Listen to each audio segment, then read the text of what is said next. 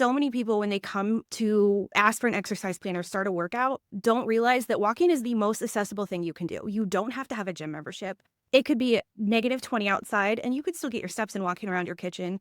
If you are recovering from an injury or an illness, walking is really easy for most people. It is something they can do, even if they can only do a couple thousand steps. It's really easy to measure, like, okay, today I did 2,000, tomorrow I'm gonna do 2,500. And judging that, it doesn't have a lot of resistance.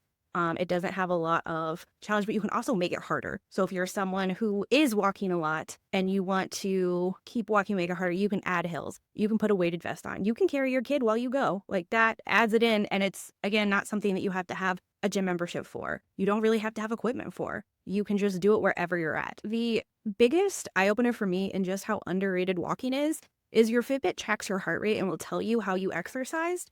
If I look at a 45-minute cardio drumming type workout with a hour workout of a weighted vest on a walk, the heart rate variability and the calories burned are exactly the same. So that suggests to me that if you are getting started with exercising, walking is just as great a workout as any other kind of cardio. So if you have the time or it's easier, adding your steps in can be a huge impact on your day if you don't have time to fit in a workout or you're not quite to a point where exercise makes sense for you. There are a lot of studies that contradict each other, which is super common in the health and fitness world because everything works. It doesn't work for everyone. So figuring out what works for you is kind of a trial and error, self-experiment type thing. 10,000 is just a number that was thrown out there by some organization, but they have found that people who get at least 10,000 steps, usually between 10 and 15 is the sweet spot.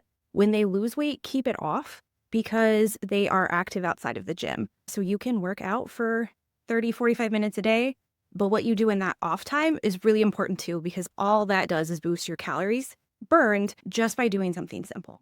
And let's face it, modern times, exercise is a new invention. Our forefathers were not going to the gym and lifting heavy things. They were baling hay, walking to the market, doing these things where we don't have to do a lot today because we have modern conveniences. So most people walked probably 5 miles a day just doing their regular chores and maybe, taking a trip to town for something. So if you are struggling with getting your steps in, you don't need to beat yourself up about it or push yourself to get to a number that maybe you're not ready to reach for yet.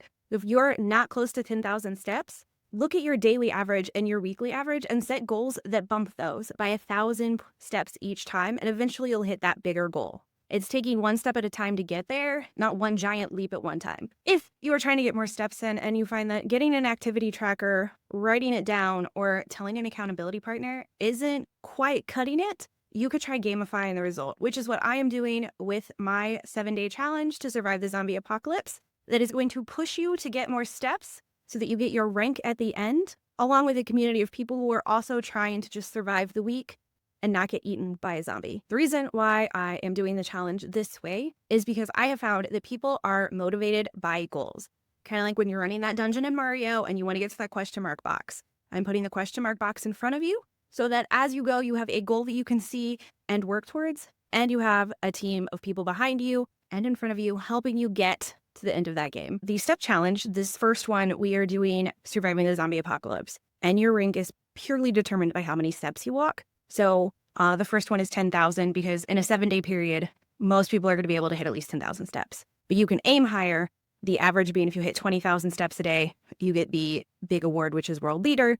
But it gives you time too, so that if something happens and you need to duck in cover, you're not down for the whole challenge. You're not getting eaten by the zombies, but you get to push yourself a little too. So you can see what your daily average is and push yourself. And then maybe one day you only hit 7,000 and the next day you get 15 or 20. You have the whole week to kind of put everything together. So the last time I ran the zombie challenge, it was really fun because they had a lot of people who had been kind of complacent in their step goals. They had their weekly average. That's what they went for. That's what they did. And it really encouraged them to push a little bit more to see what they were capable of and how easy it is to add in more steps just by tweaking a few pieces of their day. I have one client who found walking was so much fun in this challenge that they specifically asked their doctor post carpal tunnel surgery if they could still walk, and that was the only exercise they were allowed to do.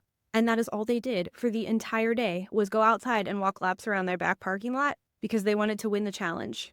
If this sounds like fun and you would like to see how many steps you can get to survive the zombie apocalypse and what rank you can get by the end of the week, click the link in the description and come join us. The challenge starts soon.